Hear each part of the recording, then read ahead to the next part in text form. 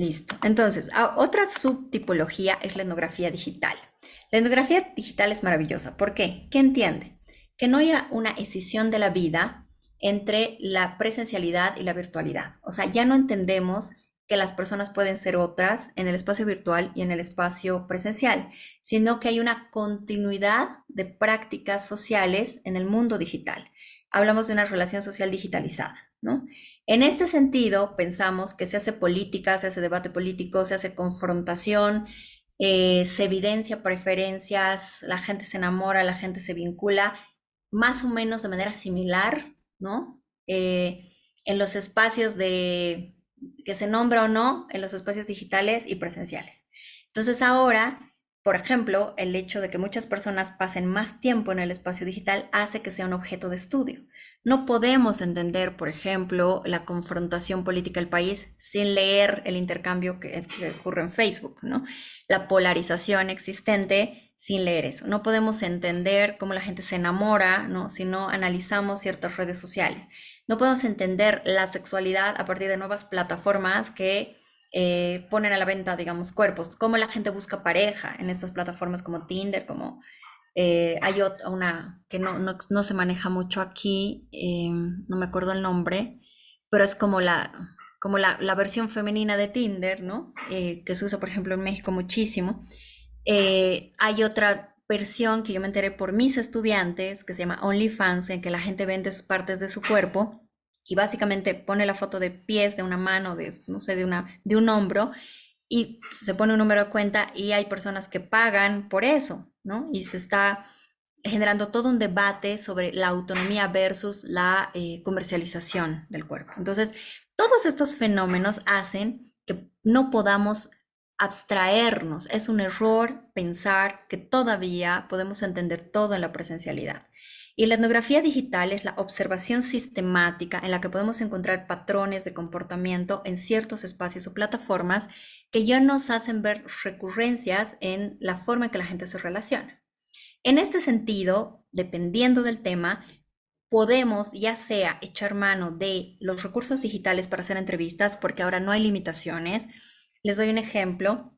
En la pandemia yo trabajé un proceso de entrevistas a personas desde Bélice para abajo, solamente por Zoom y por entrevistas por WhatsApp. Y estaba haciendo un proceso de investigación en el que, por un lado, tenía la mediación digital y otra forma, digamos, la manera más clara de entender la etnografía digital es cuando yo analizo desde los memes, analizo el tipo de intercambio, la performatividad de las redes, o sea, por ejemplo, no sé, yo en mi Facebook pongo puras fotos de viajes o pongo puras fotos, ¿qué les digo?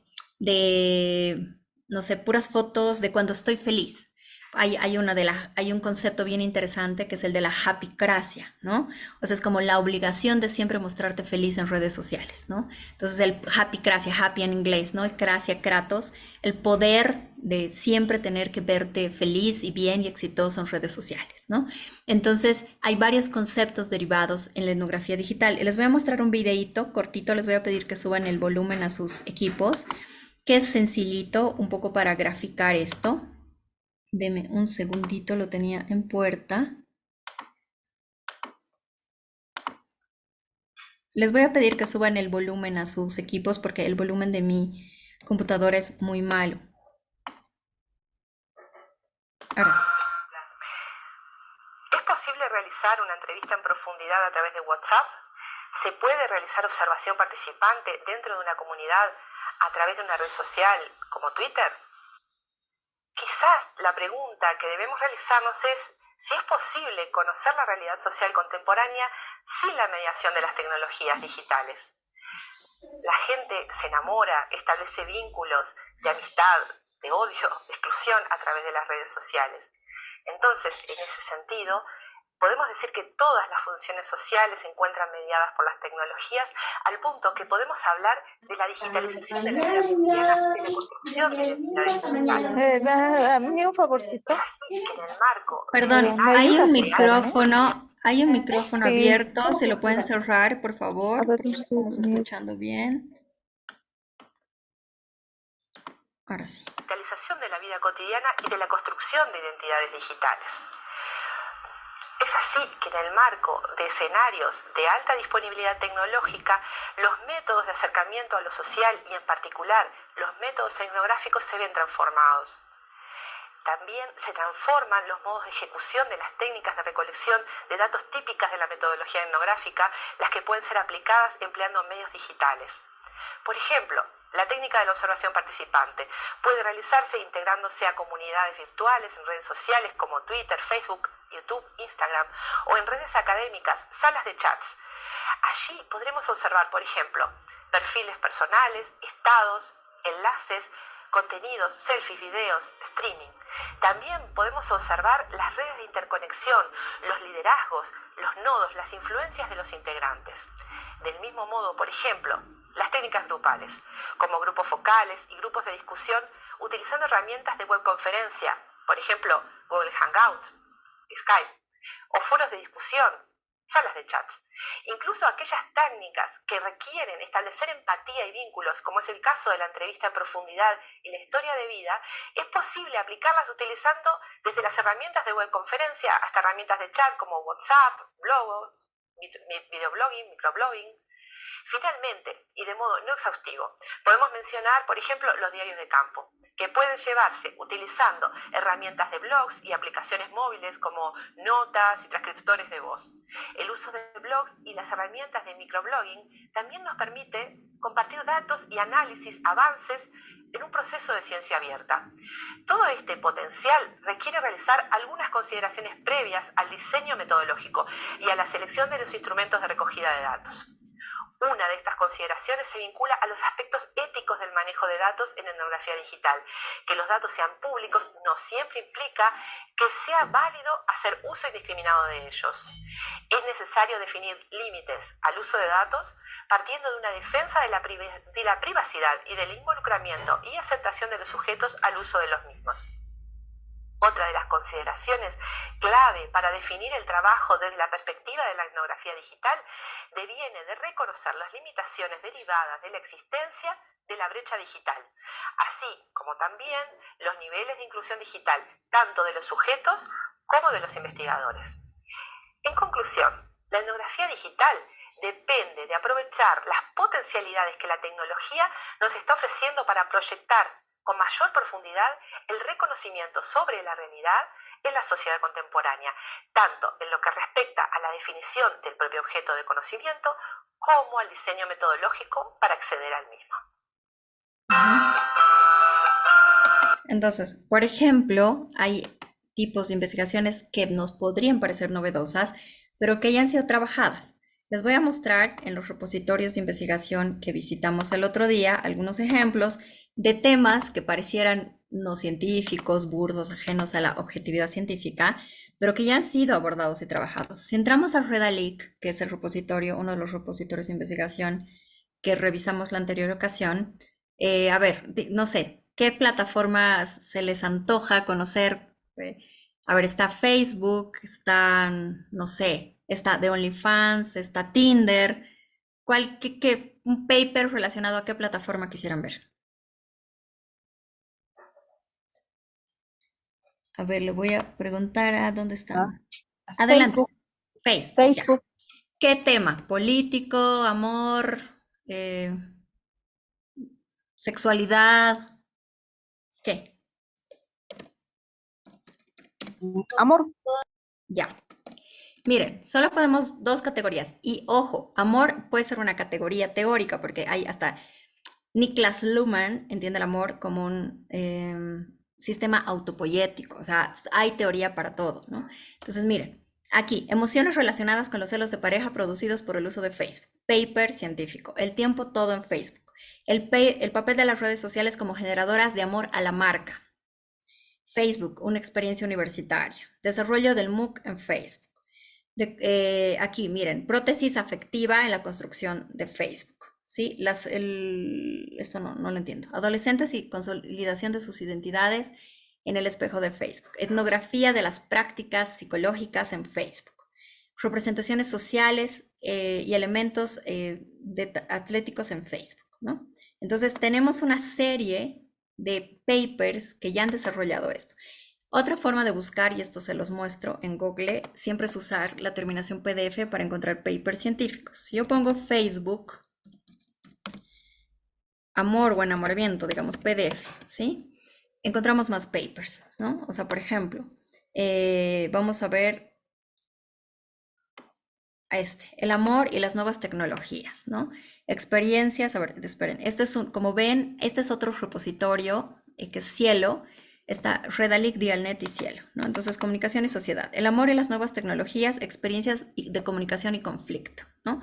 Entonces, este es un paper igual académico que aborda eso. Entonces, algo que aparentemente podría ser tan, comillas, novedoso y ha sido mega investigado desde varios enfoques, psicológicos, sociológicos, y hay mucho que aborda esto desde la perspectiva performativa, es decir, qué quiero parecer es lo que muestro en una red, ¿no? O sea, tiene mucho de generación de una identidad digital que puede tener elementos de conexión con la presencialidad, pero en este sentido, ¿cuál sería nuestro espacio de observación? Por ejemplo, tenía un estudiante de trabajo social que quería analizar el tipo de comunicación, términos, intercambios que generaban los estudiantes de la Facultad de Ciencias Sociales en torno al debate de la ampliación de las causales sobre la legalización del aborto. Trabajó un tema cuasi experimental. Eso significa que tenía control sobre ciertas variables, pero no sobre la totalidad, un poco con el ejemplo que nos daba el colega.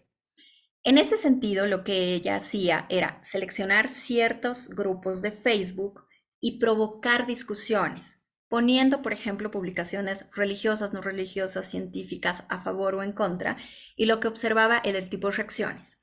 Empezó a delimitar sujetos de observación. ¿Qué decían los hombres? ¿Qué decían las mujeres? ¿En qué momento utilizaban argumentos religiosos? ¿En qué momento utilizaban aspectos insultantes respecto al cuerpo de las mujeres? ¿En qué momento hablaban de la corresponsabilidad o en algún momento compartían información de fuentes científicas o no? Entonces hacía una tipología del comportamiento digital. Entonces ya no es necesario ir a hacer solamente las entrevistas, sino su espacio de observación era una determinada red social en la que mapeaba ciertos patrones.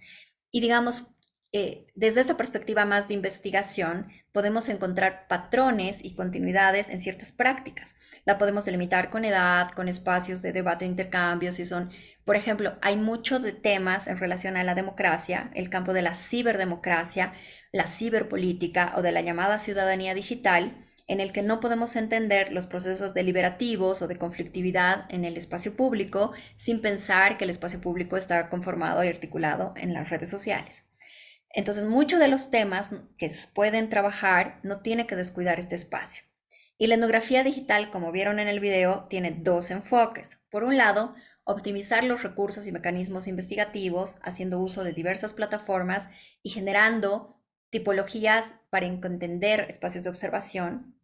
Pero por otro lado, y fundamentalmente, es que sean los espacios digitales nuestros terrenos para encontrar patrones de conducta y comportamiento que nos ayuden a entender, dependiendo del problema de investigación, el objetivo, el grupo a investigar, cuáles son las recurrencias en estas prácticas, ¿no? Entonces, y como ven, pues hay varios. Si ustedes buscan en Redalic Tinder, también van a encontrar varios papers académicos que han investigado al respecto, en fin, etc., ¿no? No sé si tienen alguna pregunta sobre el cómo se maneja, se aplica o se entiende la etnografía digital. O si en alguno de los temas que están trabajando de alguna manera sería pertinente hacer uso de etnografía digital. Son 26. Doctora, ¿Alguien? Adelante. a ver, a mí se me presenta una duda, porque Adelante. en los medios sociales muchas veces se falsea el perfil, ¿no? Se pone datos que no son verdaderos, por decir edad, inclusive el género, ¿no? Y si eso existiera una forma de poder comprobar que el perfil sea falso. Claramente. Sí, o sea, como dice, vamos a abordar el tema de la ética de la investigación. Así como en la presencialidad velamos, por ejemplo, por tener el consentimiento informado de las personas que entrevistamos, en el espacio digital, por ejemplo, cómo se expusieron los datos en esta investigación, se cubren los nombres. Lo que sí es fácil, hay ver perfiles y hay criterios para ver si un perfil existe o no. O sea, por ejemplo, si alguien pone un perrito, un gatito y tiene 4 amigos, o sea, hay maneras de sospechar de un perfil falso. Pero, por ejemplo, hay espacios abiertos que uno puede inclusive cruzar información y buscar a la persona en otras redes sociales. O sea, hay personas que tienen LinkedIn, ¿no? O sea, se puede hacer cruces. Pero claramente hay una limitación. Hay un punto en el que hay nombres que yo no voy a tener espacio de información. Pero lo que me interesa es el tipo de intercambio. La ventaja de analizar redes sociales es que el espacio de impunidad es mucho mayor, por tanto, de franqueza. Es decir, alguien que puede decir, no sé, por decir algo, no tarado a alguien en la red, no lo va a hacer presencialmente. Pero lo que a mí me interesa es decir, violencia en la comunicación en torno al debate, no sé, de la autonomía, por decir algo. Entonces, yo puedo tapar el nombre, buscar en las páginas, cruzar el nombre de la persona para ver si existe o no. Siempre va a haber una limitación en que no encuentre un nombre, no vea, no pueda cruzar eso. Pero de pronto el foco en ese caso es ese tipo de cruces, digamos esas búsquedas de perfiles que muchas veces tienen espacio abierto, poder encontrarlo en otros espacios de redes, pero no voy a poner el nombre, o sea, tengo que velar porque no tengo el consentimiento informado de la persona para participar en mi investigación. Entonces, así como trabajamos por tener el consentimiento informado en la presencialidad, no puedo exponer los nombres, pero por ejemplo esta persona borraba y decía es hombre o mujer, y en el caso de que haya visto algún perfil sospechoso que a veces es evidente, ¿no? Que hay personas que ponen, no sé, la foto de Van Damme, ¿no? Ahí en su perfil, lo plantea también como un problema. Toda técnica y todo método tiene limitaciones y tiene potencialidades. Una de ellas sería el que no puedo verificar uno por uno de todos, pero hay elementos de criterio para entender si un perfil es falso o no, ¿no? Pero siempre va a haber una limitación de tener la certeza absoluta de eso. Esa sería como una limitación, ¿sí? ¿Alguien más tiene alguna pregunta al respecto? Nadie. Seguimos. Bueno, entonces les decía que este es como otro mecanismo en el que ya no se trabaja o a veces sí puede trabajarse la dicotomía online-offline, ¿no? Entonces, es decir, cuál es la distinción del mundo en línea y el mundo fuera de línea y cómo se van, por ejemplo, es interesante, en el caso de los políticos, se puede ver prácticas populistas online-offline, ¿no? Es decir, ¿cuáles son, por ejemplo, el presidente salvadoreño que es joven, tiene un esquema de liderazgo carismático, si lo asociamos con Max Weber, ¿no? Esta tipología de líder carismático, podemos entender discursos y asociarlos al enfoque populista de lo político, no populista desde el sentido común, que todo el mundo dice es un populista, sino hay teoría política sobre populismo, ¿no? Entonces decimos, analizando la teoría política sobre populismo, qué elementos utiliza, qué recursos de interpelación socioemotiva usa este presidente online y offline, ¿no? Entonces, observar prácticas presenciales y observar cómo genera una discursividad sobre su gestión en redes sociales. Y entender esto desde un enfoque de la ciberdemocracia, ¿no? Entonces, podemos hacer también tesis que no solamente se restrinjan al espacio digital, sino entender la continuidad y la integralidad de un fenómeno entre los procesos de presencialidad y de las relaciones que establece en sus espacios digitales, ¿no? Entonces ahí básicamente se habla de estas etnografías de pantalla, ¿no? Y poder ver pues, estas relaciones. En lo político es muy interesante, ¿no? Pues el cómo se trabaja todo el esquema de la ciberdemocracia, como les decía, la ciudadanía digital, ¿sí? Les voy a poner en el chat el link de un libro que habla sobre esto de la etnografía digital, ¿de acuerdo? Entonces, en síntesis, no sé si llegó, pero creo que no les llegó el link, solamente la copia de las letras, voy a tratar de ponerlo nuevamente, denme un segundito. Bueno, entonces este es uno de los métodos posibles de la metodología cualitativa. Enseguida vamos a revisar otro. El tema de las técnicas lo vamos a ver luego en detalle. Creo que aquí no está llegando, lo voy a poner en el chat del curso mejor, porque creo que solo está llegando la imagen del link y no el link en sí mismo para que puedan acceder. Deme un segundito. Pero bueno, entonces este es un método, ¿no? Y estas son las subdimensiones de este método. Otra derivación, otra subtipología muy interesante de la etnografía es la autoetnografía.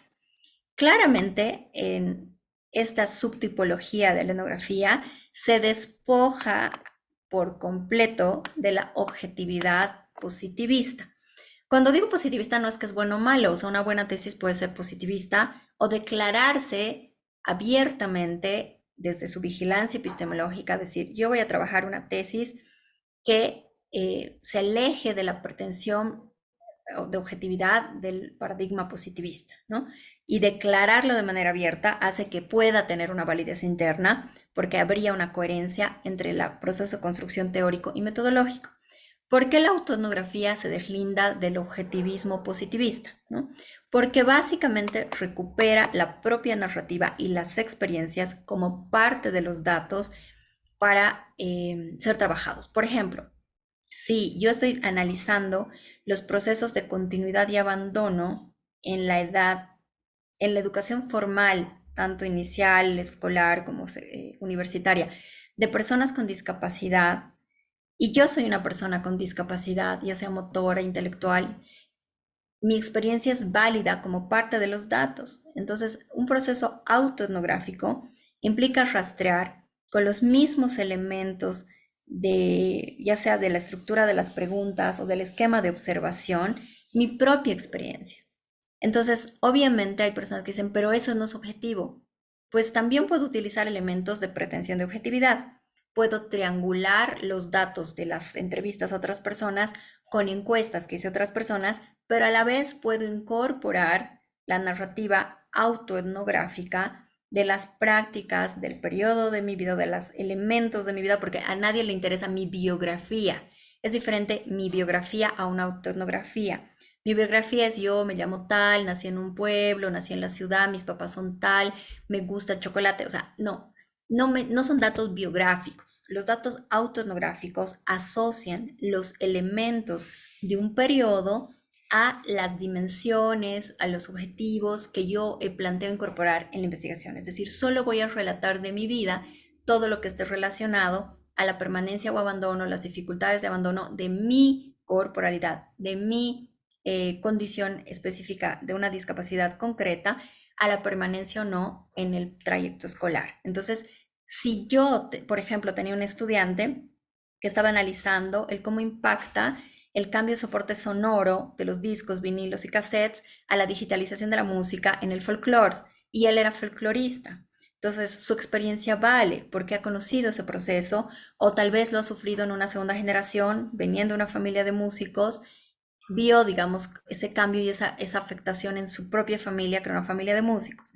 En ese sentido, no es que restringe los datos a su propia experiencia, pero incorpora los datos de esa experiencia porque están relacionados al tipo de criterios de selección de sujetos que está buscando o que se han delimitado, digamos, en la investigación, ¿sí? Entonces, como ven aquí, esto viene desde la década de los 80 y básicamente está relacionado a un proceso de escritura en primera persona.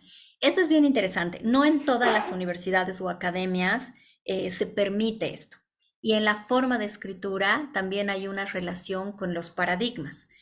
En nuestro país se tiende a una pretensión más positivista de escritura en tercera persona, donde escribe uno con sus amigos imaginarios, ¿no? Que ponemos lo que hicimos, cuando de pronto lo hice yo sola, pero pongo como si hubiera trabajado con 10 personas, pero es un estilo de escritura, pero si lo vemos más a fondo, está relacionado con el paradigma positivista de objetividad. Yo quiero tomar distancia.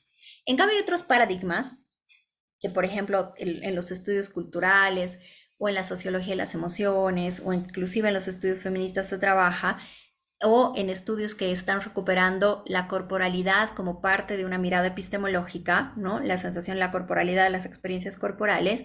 En este sentido, la narrativa, la escritura de los papers, de los procesos científicos, se trabajan en primera persona. ¿Por qué? porque ahí yo estoy diciendo lo que yo pienso, lo que yo he vivido, lo que yo hice, lo que yo analicé. O sea, no es que lo hicimos como escribimos nosotros, ¿no? Lo que hicimos como un equipo que no existe, sino lo que quiero plantear, lo que yo formulo, ¿no? Lo que he trabajado. Y básicamente, cuando estoy trabajando autoetnográficamente, vinculo estas experiencias a este proceso de escritura, ¿sí? Entonces, la investigación cualitativa desde esta perspectiva es muy interesante. Por ejemplo, si ustedes están analizando las dificultades, todo este debate de la nueva currícula, y ustedes son docentes y les toca implementar esto de la robótica, y obviamente con tiempo y distancia, porque ahorita están los ánimos caldeados, pero con tiempo y distancia se analizará cuáles han sido las experiencias en aula de las dificultades materiales, pedagógicas o procesos de resistencia, debates internos en las escuelas que se tuvo con esta implementación. Si yo soy maestro y he atravesado ese proceso, mi relato importa como parte de los datos, pero no es una biografía, o sea, a la gente no le importan mis impresiones, sino asocio los criterios de triangulación porque, como repito, lo vinculo a la comparación con la aplicación de otras técnicas. Este tipo de enfoque tiene una versión mucho más extrema e interesante. Por ejemplo, hay una llamada, que esto no lo vamos a profundizar, solamente se los menciono. Hay el tema de la performatividad autoetnográfica. ¿En qué sentido? Hay temas, la etnografía performativa, es una versión mucho más vinculada a las humanidades, a los estudios culturales, en la que, por ejemplo, en temas de violencia, yo no puedo relatar mi experiencia, pero puedo representarla. Por ejemplo, niños que han vivido en familias de alcohólicos, ¿no? Es decir, yo no le voy a decir, cuéntame, ¿no? ¿Y cómo era tu vida y qué te hacía, ¿no? Pero digo, puedo trabajar un espacio de representación y ahí se vincula el arte con los estudios científicos. Y ahí obviamente no hay una pretensión de objetividad como en una encuesta. Yo puedo decir, quiero que representes lo que sucedía cuando rompías algo en tu casa. Quiero que representes qué pasaba cuando llegaba tu papá a la casa todos los días, ¿no? Entonces ahí es una revisión etnográfica, porque no le estoy diciendo quiero que inventes, quiero que crees, quiero que hagas un, sino quiero que me cuentes en este espacio y representes lo que sucedía. Ahí obviamente son temas delicados y dependiendo del tipo de guión de indicación de contexto, yo puedo llegar a eso. Se utilizan temas éticamente, con dilemas éticos, en temas de violencias, en fin, ¿no? Entonces, básicamente son observación de eventos culturales que se dramatizan. Esto depende de los temas. Aquí no hay nada de manual, o sea, no es que una técnica sea mejor que otra o una tipología de etnografía sea mejor que otra, sino que depende del problema. Y no es que es relativo, sino que es pertinente. O sea, así como cualquier persona experta dirá, para hacer esto necesito estos elementos. Digo, dado este proceso histórico, este contexto, estos sujetos, este problema, necesito ocupar estas técnicas. Entonces, repito, para sintetizar, etnografía tradicional, que viene del origen de la antropología cultural, pero que ya se utiliza en varios espacios, se focaliza en las prácticas, en las narrativas sobre las prácticas. Las subtipologías, etnografía multisituada, que tiene que ver con la multilocalización de hechos sociales para comprenderlos no restringidos en un territorio. La etnografía digital, que asocia la continuidad de las relaciones sociales en los espacios presenciales y el espejo y como continuum, digamos, como algo no escindido en las relaciones y los vínculos en espacios digitales. Además, se refiere a utilizar la potencialidad de estos recursos para aplicar técnicas de investigación. La etnografía, la autoetnografía, que implica incorporar datos de la propia experiencia en caso que sea pertinente, si las características que yo tengo en mi experiencia se parecen a los criterios de selección de los sujetos que he trabajado, y en una versión mucho más extrema con ciertos temas delicados que ameritan tener cuidados éticos, se puede utilizar la autoetnografía performativa, ¿no? Que tiene que ver con esta lógica de vinculación con el arte, las humanidades, en fin. Eso no me voy a detener en esto, ¿sí? Aquí solo algunos elementos, ¿no? Básicamente esto se llama etnodrama, ¿no? O sea, es como estos procesos de representación y se pueden ocupar, como les decía, con poblaciones vulnerables, por ejemplo. Voy a saltar esto, ¿sí?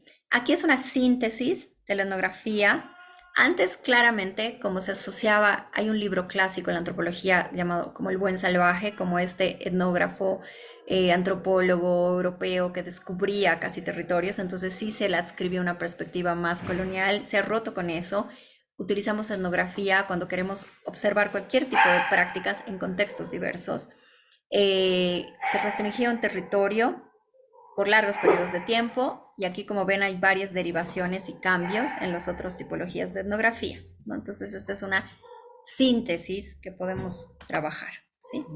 Las técnicas asociadas, como les había dicho, dependen del tipo de tipología. Por ejemplo, si estoy trabajando en una etnografía multisituada, puedo utilizar grupos focales en línea. Puedo hacer entrevistas informantes clave presenciales y por medios digitales, por ejemplo, a la familia con la que vive el migrante en Buenos Aires, pero a sus familiares acá. Puedo hacer observación visual, observación participante o observación del contexto de cómo vive, cómo es su comunidad, cómo es su casa, cómo es su barrio, ¿no? Además, puedo cruzar esto con investigación documental. Algo bien importante es que a veces se piensa que la estadística estaría disociada de esto. Como yo tengo que entender contextos sociohistóricos, políticos, socioculturales, para entender la conformación de las condiciones estructurales, por ejemplo, si quiero ver temas de atención de salud pública primaria para entender procesos de muerte materno-infantil, los datos de los hospitales, de las muertes, la estadística, son elementos para comprender el contexto. Entonces, no hay una disociación de la importancia de usos de datos estadísticos para hacer etnografía. Inclusive, en un estudio etnográfico, yo puedo hacer un estudio mixto que cruce estas técnicas y apoyarme también en la metodología cuantitativa y trabajar una encuesta. O sea, nada de esto que hemos visto implica desplazar el enfoque cuantitativo. O sea, yo puedo hacer una triangulación con el uso de un cuestionario y del método estadístico, ¿sí? Ahora, bueno, no sé, si tienen alguna pregunta me interrumpen, si no sigo. ¿Ninguna? ¿Quedó clarísimo? Espero que sí. Vamos a pasar a otro método, ¿no? Entonces recuerden, metodología cualitativa, segundo nivel, métodos. Método Solo un etnográfico. comentario, profesora Previa. Adelante, claro que sí. ¿Cuál es su opinión sobre lo que sitúa esta autora que se llama Vanjale Chiliza? ¿Ha escuchado, verdad? No. ¿A qué refiere? Bueno, ella habla sobre sistemas conocimientos y habla también sobre el paradigma, en la investigación del paradigma indígena. Es una africana que enseña, que es doctora en investigación, sí, en ciencias sociales, y donde prácticamente hace una crítica a las actuales investigaciones académicas, ¿no? Que se basan en la cultura, la historia y la filosofía eurooccidental, ¿no? Como diciendo que estas metodologías excluyen, ¿no? A la producción de conocimientos de los sistemas de conocimientos indígenas, ¿no? Que históricamente fueron marginados y grupos oprimidos. Hace una crítica a la investigación convencional, se puede decir, ¿no? A los procedimientos y a las técnicas, y lo sitúa, ¿no? Por ejemplo, a la etnografía dentro del paradigma interpretativo. Ahí lo limita, ¿no? Y ella propone un paradigma, paradigma de investigación indígena. No sé si he escuchado de ella. Miren, más Y allá de... donde, y donde Adelante, adelante. plantea otras categorías como el tema de la conversación comunitaria, el tema del lenguaje y todos esos temas como instrumentos de colección de datos, ¿no? No sé si he escuchado sobre ella algo. Sobre ella no, pero recupero lo que me dice para poner a discusión críticas similares, ¿no? Y relevantes. O sea, por ejemplo, Edward Said plantea toda la crítica al occidentalismo desde una perspectiva del orientalismo, es decir, recuperar la mirada oriental del mundo y no solamente occidental. Hay otras discusiones que vienen desde África, por ejemplo, para entender desde las teorías feministas, que es un campo que manejo, es decir, la crítica al llamado feminismo blanco desde el feminismo negro africano, ¿no?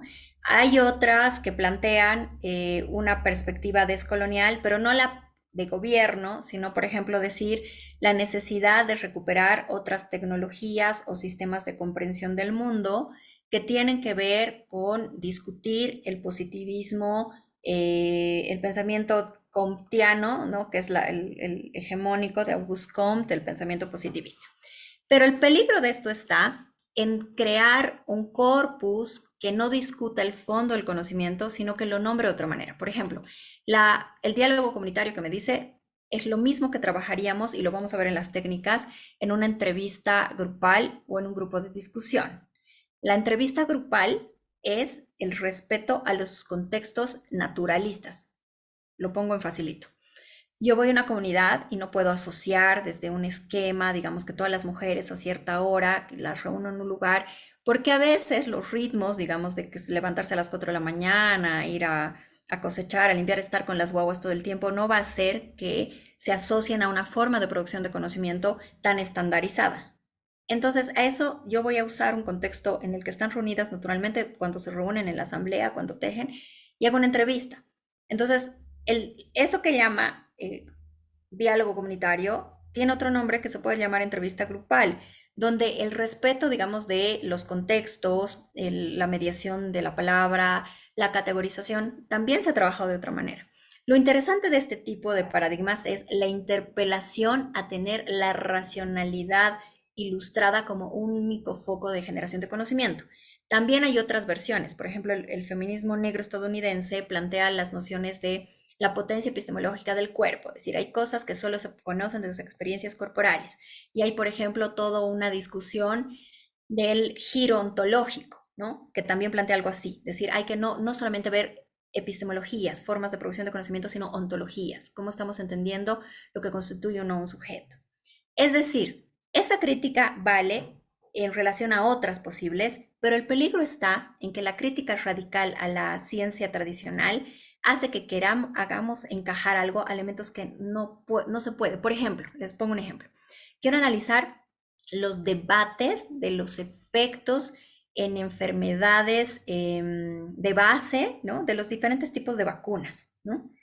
Y de pronto digo, no, yo quiero trabajar el paradigma indígena. O sea, ¿cómo encaja el paradigma denominado indígena con entender los efectos biológicos, químicos, físicos de lo que se trabaja en un laboratorio? Entonces, es decir, en este caso no aplica. Pero, por ejemplo, si yo quisiera decir, entender las formas de redistribución comunitaria, de trabajo del, no sé, de la producción de alimentos, ¿no? Y el tipo de tecnologías que se utilizan. Ahí de pronto sí, porque ahí no solamente vale lo que hace un agrónomo, sino lo que saben las mujeres, los conocimientos que transmiten de generación en generación. Entonces ahí sí es pertinente. El peligro está en que los discursos esencialistas en la ciencia digan, no, esto no sirve y esto sí sirve. No, básicamente cada problema de investigación puede vincular un paradigma, y ese paradigma, al solo tomarse para barrer con todo lo demás, corre el peligro de que yo quiera que encaje en temas. Por ejemplo, les doy un ejemplo. Yo daba clases a los maestros normalistas y todo el mundo, todos decían, voy a trabajar con el paradigma descolonial indígena. Y yo decía, pero lo que me plantea analizar es cómo se está utilizando la plataforma digital para enseñar matemáticas. Entonces, si están usando Moodle y están enseñando las sumas tal cual se enseñan, ¿cómo va a hacer encajar esto? Entonces, hay que plantearlo de otra manera, y en este caso no aplica. En cambio, si planteara a Lobelino Signani en la escuela de Warisata utilizar las cosas del contexto para aplicar a las sumas, decir, por ejemplo, analizar las pedagogías contextualizadas en aritmética en las escuelas rurales. De pronto ahí sí, pero en el otro planteamiento no encajaba Moodle con las sumas tradicionales, y a fuerza lo que llamaba sin teoría, porque además ese es otro peligro. Todos en sus investigaciones decían paradigma descolonial indígena, pero nadie explicaba qué era, y además usaban el mismo autor. Eso quería decir que no habían leído las cientos de discusiones de la descolonialidad que vienen de los estudios culturales de la India, que vienen, es diferente decir decolonial, descolonial, postcolonial. Hay una serie de discusiones teóricas, y no las habían leído. Entonces, eso significaba que todos habían ido al mismo libro y habían puesto el mismo paradigma. Entonces, no es que no vale ese análisis ni esa autora, sino hay que ser cuidadosos en no forzar ningún paradigma, ni el positivismo, ni los más críticos al positivismo, con todos los problemas de investigación. Entonces, hay que ser muy cuidadosos en la correspondencia y pertinencia crítica que puedan tener unos y otros. No sé si le respondo, si quiere hacerme algún apunte más. Gracias, profesora. ¿Sí? Perfecto. Entonces, mucho cuidado con eso. Como les decía, estos temas que se han puesto en la agenda política en el país son interesantes, pero yo les comento que los primeros debates de la poscolonialidad vienen de la India y hay una crítica. Por ejemplo, hay un debate bien interesante entre Miñolo y Silver Rivera Cusicanqui entre lo que se ha planteado los estudios decoloniales y los descoloniales, ¿no? Es decir, como una academia que habla de la opresión desde un espacio con condiciones estructurales de privilegio, y otras, por ejemplo, con el TOA del Taller de Historia Oral Andina, es decir, recuperar conocimientos de otra versión de la historia, pero a la vez se está generando en un espacio que es occidental por excelencia como la universidad, ¿no? Entonces, si renegamos radicalmente del occidental, tocaría cerrar las universidades en un discurso radicalizado.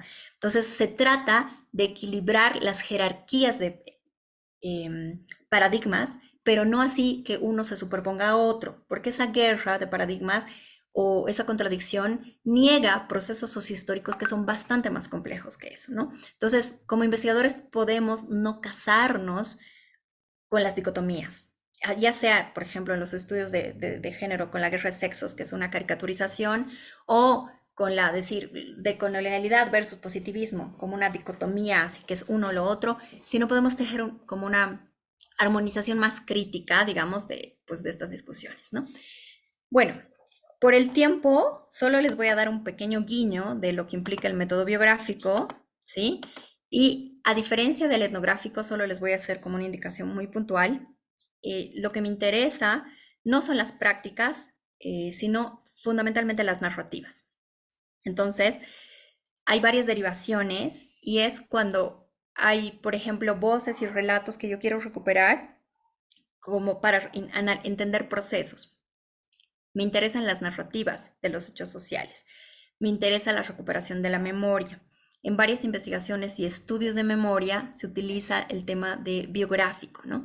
Entonces, los métodos biográficos pueden trabajar distintos vínculos de testimonio y tiene dimensiones sociológicas, psicológicas, contextuales, ¿no? Y hay una relación entre la persona y la memoria, ¿no? Entendiendo como toda técnica tiene limitaciones, pero no tienen que tener miedo a la que dicen subjetividad o laxitud de lo cualitativo, porque todas estas técnicas fácilmente las pueden cruzar además con encuestas, o sea, quienes tengan su corazoncito puesto en las encuestas, pero como hemos visto, no depende de las decisiones a priori de nosotros, sino depende de cómo hemos hecho dialogar la teoría con los indicadores, ¿no? Entonces es eso. Yo los invitaría a copiar los links del chat, ¿no? Alguien me ha puesto algún mensajito. ¿Cómo escribir en tercera persona? Ah, ya. Básicamente, la escritura en tercera persona es la escritura que nos han enseñado en las universidades, ¿no? Si ustedes leen las tesis, dicen, en este trabajo analizamos, y claro, uno se pone a pensar, digo, yo y mis amigos imaginarios analizamos, o sea, esto no lo he hecho con nadie, lo he hecho sola, entonces debería escribir en primera persona. Pero, como les decía, este es por un lado un tipo de uso y costumbre de nuestra academia, pero por otro lado está relacionada a la distancia positivista. El positivismo sabemos que es el planteamiento de la distancia de objeto y sujeto, en el que el sujeto no tendría mediaciones para entender un objeto de investigación, ¿no? Entonces, pretende ser radicalmente objetivo, es una pretensión de objetividad. Asume que podría pensar lo mismo un indígena que un indígena, una mujer que un hombre, un africano que no, una persona de clase alta, ¿no? Alguien que se ha formado con Luhmann y alguien que se ha formado con Marx. O sea, niega las mediaciones y asume que podría haber un acceso objetivo para entender el objeto de investigación. Y a partir de eso yo tomo distancia y escribo en tercera persona. En cambio, hay otras academias, por ejemplo, en México uno escribe en primera persona porque yo estoy tomando responsabilidad radical de mis reflexiones, mis elecciones metodológicas, y cuando estamos trabajando con paradigmas mucho más alejados de la pretensión positivista, como los estudios culturales, los estudios vinculados al giro ontológico, los estudios feministas, entre otros, ponen en primera persona los relatos y las narrativas. Entonces, pero lamentablemente en nuestra academia no hay apertura para ese tipo de escritura, nos exigen escribir en tercera persona, pero en otros contextos, como hay una pluralidad epistemológica más amplia, se permite tener varios estilos de escritura. Inclusive hay estudios que radicalmente tienen como datos prioritarios los datos visuales, ¿no? Entonces, depende de las academias. Nuestra academia es muy tradicional, ¿no? Entonces, pero en otros espacios hay una pluralidad. No es que una reemplaza a la otra, pero podemos tener estudios desde estadísticos duros hasta estudios etnográficos visuales, ¿no? Que tienen toda una construcción bastante más novedosa o que trabajan estas metodologías de etnodrama, de autoetnografía, en fin, ¿no? Entonces, en síntesis, tenemos una camisa de fuerza que nuestro contexto, que nos obliga a escribir con nuestros amigos imaginarios, en el que ponemos, hemos realizado, aunque lo hayamos hecho en soledad, ¿no? Pero en general, los procesos de investigación se enriquecen mientras no se trabaja con lo que se llama el solipsismo metodológico, es decir, discutiendo y debatiendo un poquito algo estamos tratando de hacer nuestros trabajos de investigación, desde enfoques, paradigmas, miradas, en fin. Bueno, entonces me quedo con el guiño del método biográfico, copien los links de la etnografía y nos vemos el lunes. Que tengan buen fin de semana. Eric, Antecitos, doctora, sí, buenas adelante. noches. Buenas noches. Sí, al grupo mismo, saludar a los colegas. Estimada doctora, Sí. no es una consulta sobre su exposición, sobre el avance de la materia, sino es sobre el trabajo que tenemos que presentar este fin de Ujú, semana. ujú, A ver, estoy aquí en la plataforma, dice tarea 1, ¿no? Y he ujú, visto que la tarea 2 ya es una continuidad de la tarea 1 y el trabajo ujú. final creo que es una consolidación más algún punto o algunos puntos que hay que considerar. Sí. No sé si se acuerda usted, doctora, usted ha sido nuestra profesora en el método de métodos cualitativos de investigación 1, Ujú, este mismo doctorado, ¿no? Entonces, resulta lo siguiente, doctora, es siempre con mucho respeto, ¿no? Yo lo que le voy a mencionar es siempre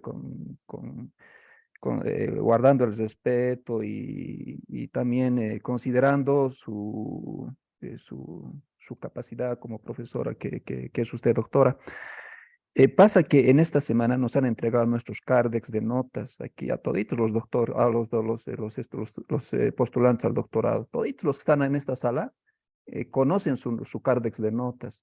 Entonces, a mí me han llamado preocupados varios colegas de diferentes ciudades, ya varios, entre el género femenino, varones, etcétera, compañeros, compañeras, indicándome que les ha ido mal en su módulo, doctora, ¿no? Habían sacado notas de bajas, bajas, bajas, entonces estaban haciendo algunas consultas y demás. Entonces, ¿por qué le manifiesto esto, doctora? En mi caso, por ejemplo, yo estoy un poquito preocupado porque yo quería hacer estas tareas, estas tareas que usted ha dado sobre el tema del liderazgo, que yo estoy ingresando a esa temática de investigación. Entonces, pero como he visto ya las calificaciones por una parte y también la complejidad, digamos, o sea, no domino ese tema y tampoco lo cualitativo, yo le quiero ser sincero. Entonces, yo me he hecho varias preguntas, ¿no? ¿Por qué las notas tan bajas? De repente ha pasado una cosa, otra cosa. Y ahí al final, a la conclusión que yo saco de mi persona, doctora, es que al final dije, mejor haré nomás, daré una continuidad, voy a continuar con mi tema anterior, con lo que ya presenté en su módulo anterior con usted, lo puedo mejorar y de esa manera presentar aquí en las tareas, porque si voy a no hay hacer problema. si voy a hacer sobre el liderazgo, Ujú, es que a mí los compañeros me han dicho, doctora, tal ujú. vez, y como la doctora es experta en su área, tal vez como nosotros no somos expertos, ella lo toma desde otro enfoque ya, y de repente es por eso es que las notas están bajas, ¿no? O cuál es su metodología de calificación. Yo pienso que usted ha calificado sobre lo que ha visto y sobre los trabajos que se han dado, pero entonces, los trabajos han tenido que ser pésimos, ¿no? Pero esas Ajá. son las consultas, Sí. doctora.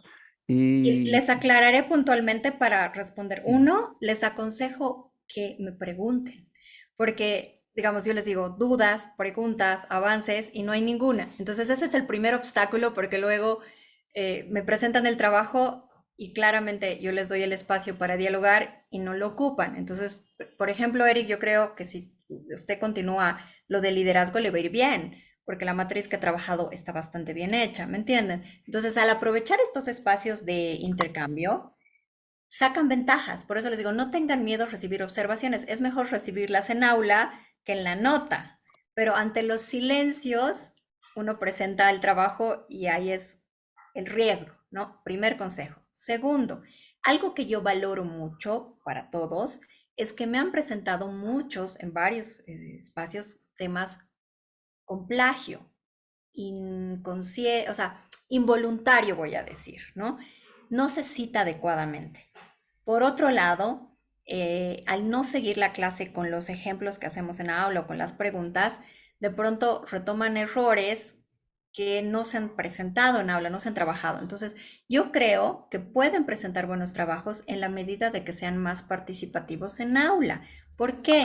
Porque me muestran su ejemplo, yo les digo esto sí, esto no, tengan cuidado con esto, observen este punto. Entonces, quienes han mostrado sus trabajos tienen muchas más posibilidades de aprobar.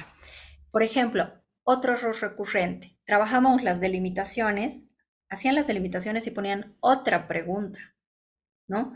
Entonces yo decía, ¿para qué hacemos las delimitaciones si pusieron otra pregunta? O había personas que no ocuparon nada del contenido de la materia y me presentaron un perfil antiguo, que se notaba que de ninguna manera había incorporado los elementos que habíamos visto. Yo no les voy a pedir que ocupen todo, pero sí que ocupen lo pertinente en relación a su tema. Mi consejo fundamental es que me pregunten en aula, porque eso va a hacer que cualquier duda pueda ser dirimida. Entonces, lo que me llega después es, ¿por qué? O sea, como un susto, ¿no? Del por qué se hizo, pero no hubo el espacio. Por eso les digo, cualquier pregunta me interrumpen, cualquier cosa, porque la investigación en sus primeros pasos en el perfil no puede ser una versión acabada. Pero en caso de que no me pregunten nada en aula, es altamente probable que presenten un documento con errores. Entonces, mi consejo es que confíen en mi buena voluntad de apoyarlos en clase y que les voy a aclarar las dudas y que lo hagan antes de presentar sus trabajos. Y que en el caso, por ejemplo, Eric, yo aconsejaría que se trabaje lo de liderazgo porque lo que presentó Eric, la anterior clase estaba bastante bien hecho.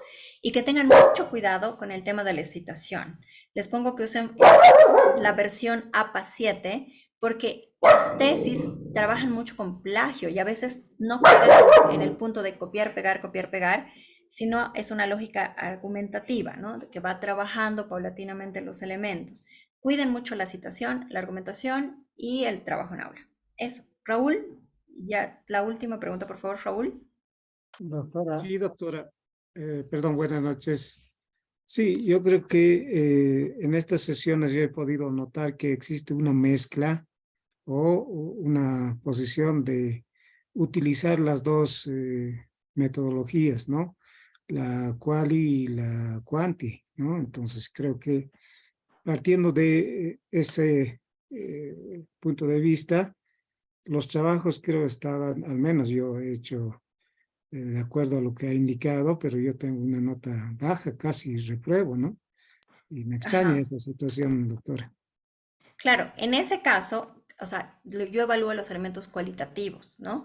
No puedo, si me presenta, por ejemplo, ese es otro caso, que la clase cualitativa y me mostraban, esto voy a hacer encuestas, le digo, no, pues, o sea, tenemos que incorporar al menos un elemento cualitativo que fortalezca el trabajo, ¿no? Pero si la clase es de, por ejemplo, sería al revés, si ustedes pasan una clase de estadística y le presentan al docente un trabajo solo con grupos focales, pues los va a reprobar, ¿me entienden? Entonces, es importante que incorporen de manera crítica, no todo, pero decir qué parte me sirve para fortalecer este planteamiento, no voy a sumar este método, voy a incorporar esta técnica, pero ese era otro caso, ¿no? Que me mostraban el trabajo solo con trabajo cuantitativo, pero el módulo es de investigación cualitativa. Entonces, no podía evaluarlo en condiciones, ¿no? Pero es un buen dato para ver otro de los problemas que ha habido.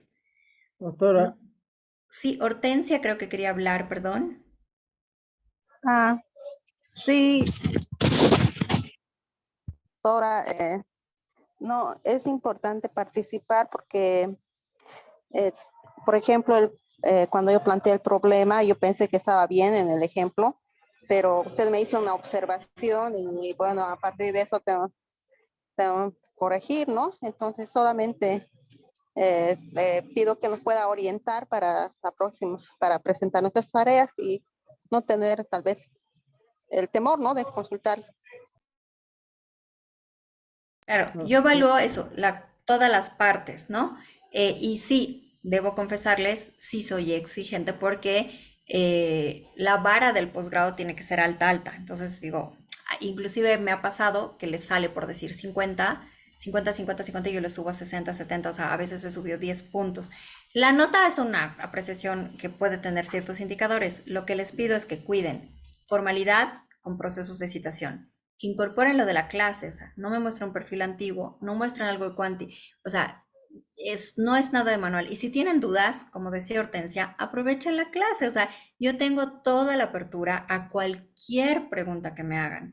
Entonces, el aula es el espacio de debate, de diálogo, de aclaración, ¿sí? Porque los silencios es bien difícil, ¿no? Es como, me lleno de dudas, presento un trabajo y me sorprendo por la nota. Les sugiero, y otra cosa también es importante, hay personas, no sé si en este módulo, que me dicen, ¿por qué me reprobó si yo presenté todo? No se trata de presentar, o sea, yo no califico cumple, no cumple, sino la calidad del trabajo. Y sí soy exigente, pero como soy exigente, tengo la apertura de escucharlos y de apoyarlos. Entonces les pido que ocupemos el espacio de aula como se debe, deliberación, diálogo, aclaración, ¿sí? Que no sea algo unidireccional, pero eso es, yo pongo mi 50%, pongan el suyo, para que puedan tener todos los elementos claros al presentar sus trabajos. Cuenten con mi apertura, ¿sí? Doctora, Es disculpe, ¿puedo participar, doctora? benigno. Le voy Breve, a pedir, no sé, que sea muy puntual porque tengo que muy desconectarme. al punto, doctora. Bueno, de la misma manera a mí me pasó, por ejemplo, en los métodos cuantitativos, ¿ya? Bueno, yo manejo cálculo, ¿ya? Manejo la estadística, todo aquello. Hemos avanzado en métodos cuantitativos uno, por ejemplo, el SPS, que tal ventanilla, que esto, que cual, etcétera, pero yo he aplicado, ¿no? Esos conceptos había aplicado, por ejemplo, ya para materializar mi tesis, ¿ya? Pero parece que no he sido comprendido. El docente me calificó una nota mínima de 66. Yo dije, a ver, incluso parece que se molestó cuando participé en aula doctora. Yo le he puesto, como mi docente era agrónomo, entonces le puse una investigación cuasi experimental. Dije, ovejas negras y ovejas blancas. Al inicio de todo esto voy a pesar, voy a utilizar una balanza y luego al grupo experimental que son las ovejas negras voy a dar alfa alfa y luego al grupo de las ovejas blancas voy a dar paja brava. Finalizado una gestión de, por decir, 10 meses, voy a pesar lo propio. Entonces ahí voy a encontrar la diferencia significativa, le dije así. Así, parece que ese ejemplo le molestó a mi doctor. No, pues 66, en este momento he visto una nota de 66. Yo puedo debatir públicamente, por ejemplo, sobre estadística, ¿no? Entonces, bueno, amén, yo he podido detectar, doctora, que en materia de evaluación estamos viendo la evaluación con carácter punitiva, para castigar, para mandar al cementerio, doctora. Y no así para determinar, por ejemplo, cuál está el desarrollo de mi capacidad profesional respecto, digamos, a posgrado, doctora. Eso he podido determinar, doctora. Usted que tiene mucha experiencia, tal vez nos puede un poco viabilizar, orientar al respecto, doctora. Sí, Gracias. sí, lo que yo como les decía, yo les aconsejo, es algo más sencillo. Desde el lunes, pregúntenme todo lo que duden. Yo les voy a responder a cada duda con toda la apertura. Ninguna pregunta es impertinente ni es mala. ¿Entienden? Entonces yo les pido, y se los estoy diciendo desde ahora, que ocupemos el tiempo de clase para fortalecer ese intercambio. Porque nadie va, no sé, no es que yo quiero aplazar y no, no, no, no. Me hace feliz ver un buen trabajo. Pero obviamente uno asume que se entendió perfecto, que se entendieron las expectativas, que se entendió el contenido, cuando hay un silencio radical, ¿no? Entonces les pido, sí, es muy sencillo, ocupen la clase para hacernos las preguntas, yo les voy a facilitar material, si necesitan en la clase me dicen, nos puede pasar un paper, se los voy a pasar, si me hacen una pregunta puntual y una parte, la voy a responder. Entonces, es más sencillo, o sea, ocupemos la clase para un diálogo tranquilo, abierto, constructivo, en el que yo les aporte y ustedes puedan disipar dudas y así sus trabajos van a incorporar esos elementos. Nada más, ¿sí? Eso. Entonces, bueno, me despido, que estén muy bien y espero sus preguntas y su participación para que puedan tener buenos resultados, no en el sentido que yo los evalúe, sino que los construyamos en aulas, construcción horizontal, pero ocupen esa construcción y esa predisposición de construcción horizontal, ¿sí? Me despido y tengan buen fin de semana. Gracias, doctora. Hasta luego.